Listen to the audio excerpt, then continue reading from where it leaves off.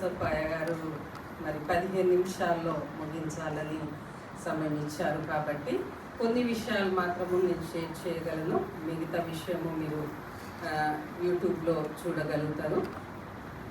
మరి నా సాక్ష్యం ఏంటంటే, నేను ఒక అన్య కుటుంబం నుంచి మరి యేసయ్యను తెలుసుకున్నాను. మా ఊర్లో కానీ మా ప్రాంతంలో ఎవరు దేవుని నమ్ముకున్న బిడ్డలు లేరు.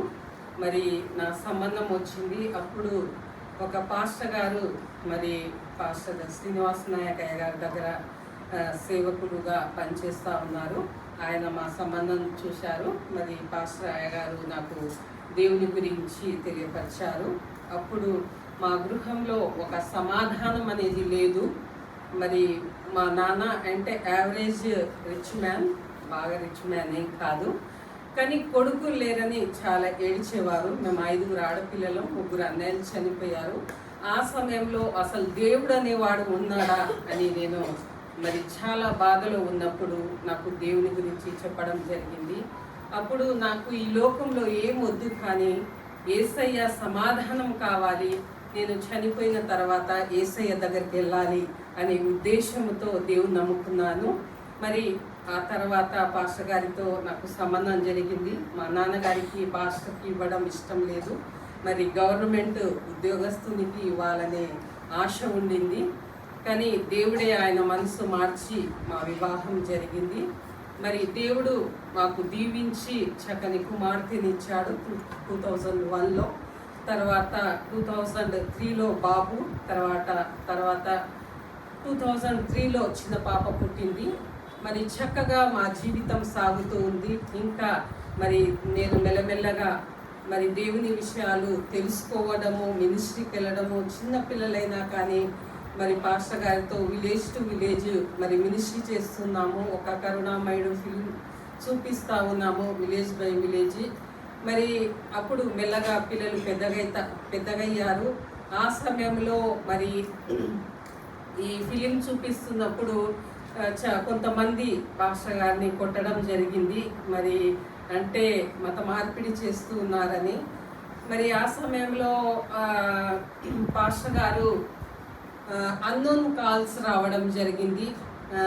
అన్నోన్ కాల్స్ అంటే నీ పిల్లల్ని చంపేస్తాం, నీ భార్యను చంపేస్తాము, మరి నువ్వు ఎందుకు మత మార్పిడి చేస్తున్నావు అని అట్లా ఆ ఫోన్ కాల్స్ వల్ల పాస్టర్ గారు మాకు ఇంట్లో ఎవరికి చెప్పకుండా ఒకరే ప్రేయర్ చేసేవారు, నా పిల్లల్ని సేఫ్ ప్లేస్లో పెట్టాలని. ఆ యొక్క ప్రాసెస్లలో మేము మా బిడ్డలను అమెరికా పంపించడం జరిగింది. యాక్చువల్గా మేము అంత దూరం పంపించాలనే ఉద్దేశం లేదు, ఇది దేవుని చిత్తం అని.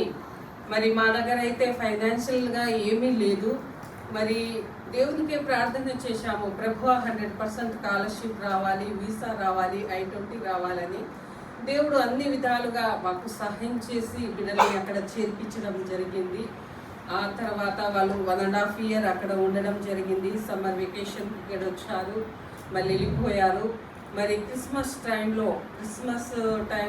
23rd రోజున మార్నింగ్ 9:30కి మేము మాట్లాడాము. మరి ఆ టైంలో 1:30కి ఫోన్ కాల్ వచ్చింది. పాస్టర్ నేను కాల్ తీసుకున్నాను, పాస్టర్ గారు మాట్లాడారు. అప్పుడు పాస్టర్ గారికి ఆ పాస్టర్ ఫ్రెండ్ చెప్పారు, మరి నీ 3 పిల్లలు మరి అలాగే హోస్ట్ మదరు మరి ఏం సఫర్ కాకుండా దేవుని దగ్గరికి వెళ్ళిపోయారు అని చెప్పడం జరిగింది. మరి నేను ఇంత దూరంలోనే ఉన్నాను, కానీ నేను బయట వినలేదు.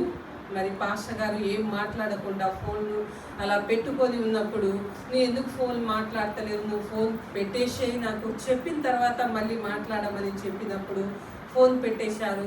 పెట్టేసినప్పుడు నేను అడిగాను, ఏమైంది, ఏం జరిగిందంటే, మన బిడ్డలు ఉన్న ఇల్లు మరి అంటే ఫైర్ అయింది, వాళ్ళు అన్కాన్షియస్లో ఉన్నారు అని చెప్పారు. వాళ్ళు అప్పుడే చనిపోయారు, కానీ తను నాకు చెప్పలేదు. ఆ టైంలో నేను చాలా ఏడ్చాను. ఏది ఏదైనప్పటికీ మరి అంటే ఫైర్ అంటే చాలా ఘోరమైన పరిస్థితి కదా, మరి ఎట్లా ఉంటారో తెలియదు, కానీ నేను బ్రతికే ఉన్నారని నేను ఆలోచిస్తున్నాను.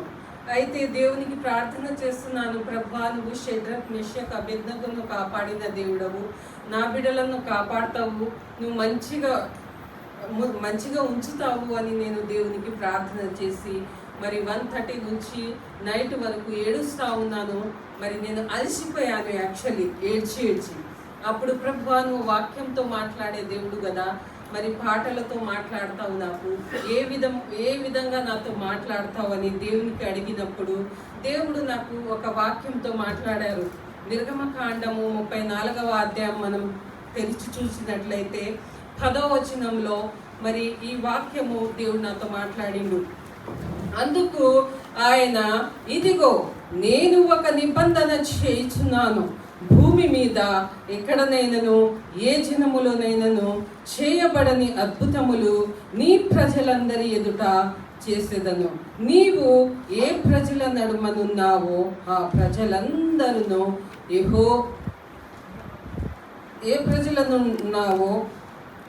యెహోవా కార్యమును చూచెదరు.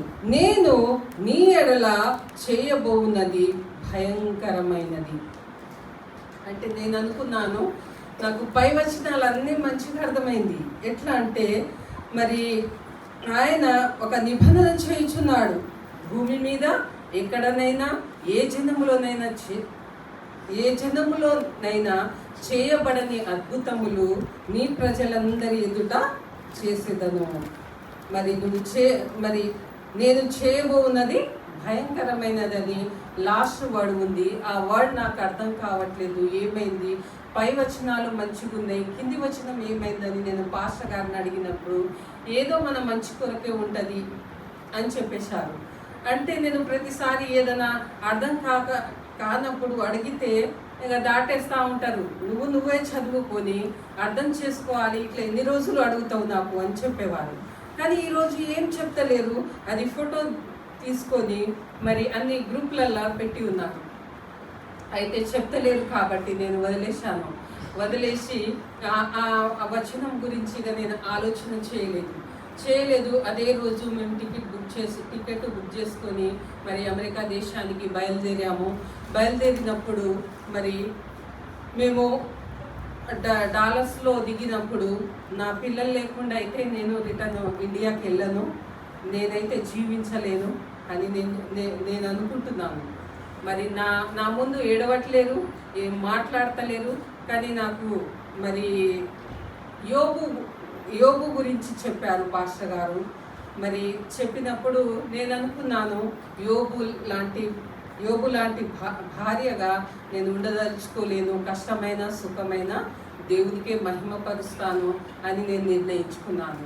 మరి అక్కడ చేరుకున్న తర్వాత పాస్టర్ ఇంట్లో దిగుతున్నప్పుడు, అమ్మ ఇంకా ఎందుకు ఏడుస్తున్నావు, మన పిల్లలు ఇక్కడ లేరు, దేవుని దగ్గరికి వెళ్ళిపోయారనగానే నాకు ఒకేసారి ఇక్కడ హార్ట్లో పెయిన్ వచ్చేసి ఇక నేను ఏడుస్తూనే ఉన్నాను. మిడ్నైట్ 2 o'clock వరకు ఏడుస్తూనే ఉన్నాను. అందరూ పడుకున్నారు అలసిపోయి. మరి ఆ తర్వాత మెల్లగా నేను ఏడవడం ఆగిపోయి వీళ్ళు పడుకున్న తర్వాత వాళ్ళ వాష్రూమ్లోకి వెళ్ళి నేను ఏడుస్తున్నాను. ప్రభువా, ఇదేంటి పరిస్థితి, అసలు ఏంటిది నాకు అర్థం కావట్లేదు. నేను నా 3 పిల్లలను సేవకు సమర్పించాను, నా భర్త, నేను అందరము నీ సేవ చేయాలని మరి ఎంతో ఆశ కలిగి దినదినము నీ వాక్యాన్ని నేర్చుకుంటూ ఇంకా మాలో ఏమన్నా లోపం ఉన్నదా అని మెరుగుపరుచుకుంటూ ఇంకా మంచిగా జీవించడానికి ప్రయత్నం చేస్తున్నాము.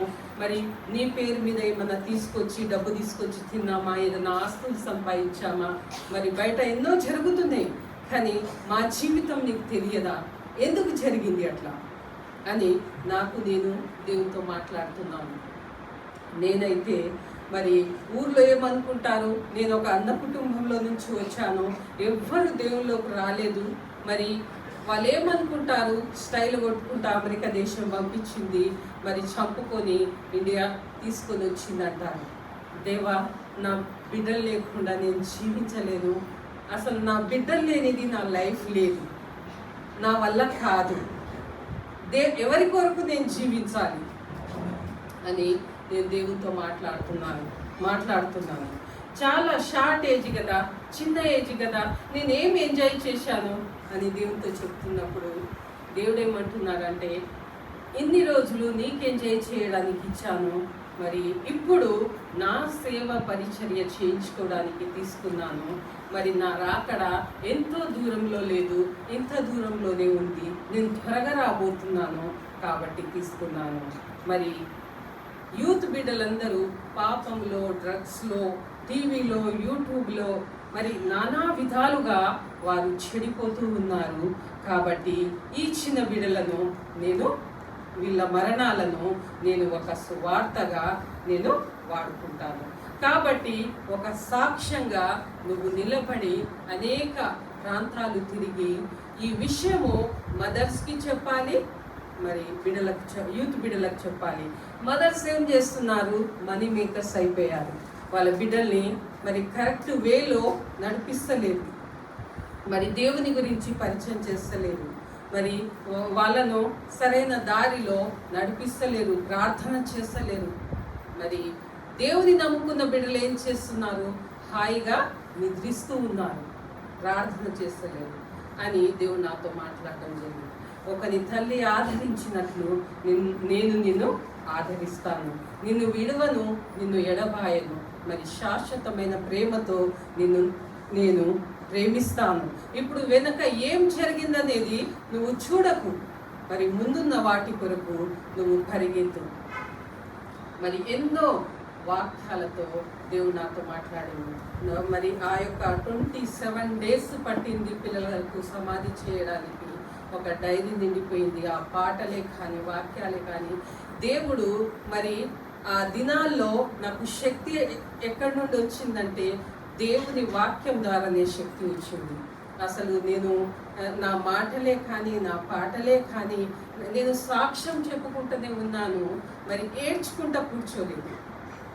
అయితే దేవుడు ఏమన్నాడంటే, ఒక బౌల్ తీసుకొని అది కింద వేసి పగలగొట్టాను. మరి ఆ పీసెస్ అన్ని ఏరి ఒక గమ్ములాగా అది జాయింట్ చేసి నీ జీవితాన్ని పొంగి పొర్లేటట్టుగా నీ జీవితాన్ని నేను మారుస్తాను. కాబట్టి నువ్వు బాధపడొద్దు. నువ్వు అనేక చోట్ల పోయి మరి యూత్ బిడ్డల రక్షణ కొరకు తల్లులకు చెప్పు అని దేవుడు నాతో మాట్లాడింది.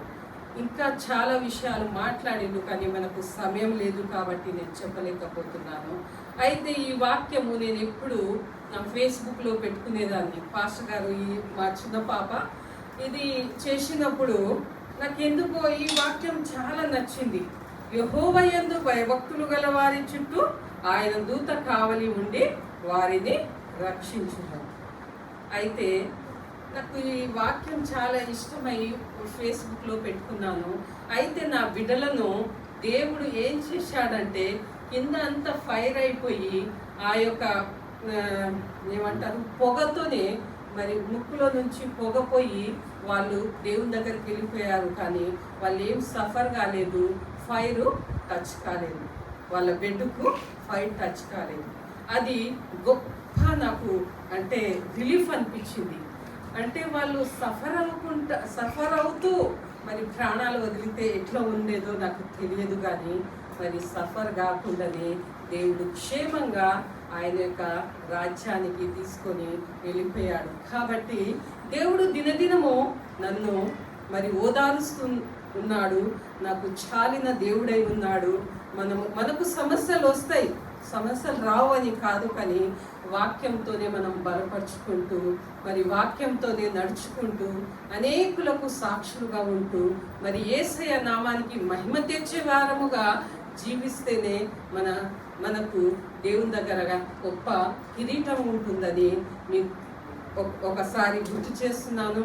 మరి మీ బిడ్డలు కూడా రక్షణలో రావాలని మీరు మరి కష్టపడండి, ప్రార్థన చేయండి. మరి మీ ఇరుగు పొరుగు వారే కానీ, మీ బంధుమిత్రులే కానీ అందరూ దేవుళ్ళు రావాలని నేను ఆశిస్తున్నాను. మేము 5 అక్క చెల్లెళ్ళము, అందరూ దేవుళ్ళలోకి వచ్చారు. మా పిన్ని, మా మామగారు, మా బంధువులు అందరూ దేవుళ్ళలోకి వచ్చారు. అందుని బట్టి దేవునికి వందనాలు. ఒకరోజు మా పిల్లలు 3 పాటలు పాడతారు.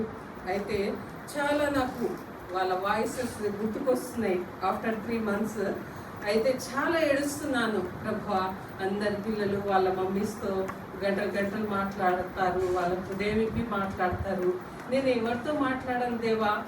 మరి పాస్టర్ గారు అయితే 24 బిజీగా ఉంటారు. మరి నేను ఎవరితో మాట్లాడను. నువ్వు మాట్లాడుతున్నావు, కానీ నా బిడ్డల వాయిస్ నాకు కావాలనిపిస్తుంది దేవా. మమ్మీ అని పిలిపించుకోవాలనే ఆశ ఉంది దేవా అని చాలా ఏడుస్తున్నాను. అసలు ఆ ఏడుపుకు మీనింగ్ అంటే ఆపకుండా ఏడుస్తున్నాను. చాలా దినాలు ఏడ్చాను. ఒకరోజు మరి యూట్యూబ్లో వెతుకుతూ ఉన్నాను. ప్రభువా, మరి పాటతో ఓదారుస్తావా, వాక్యంతో ఓదారుస్తావా, నాతో ఎట్లా మాట్లాడతావు దేవా అని దేవుని దగ్గర ఏడ్చినప్పుడు ఒక పాట కనిపించింది. ఎవరు లేరని కలతా చెందను, ఏమీ లేదని దిగులు చెందను. ప్రేమించే నా యేసయ్య నీవుంటే నాకు చాలునయా.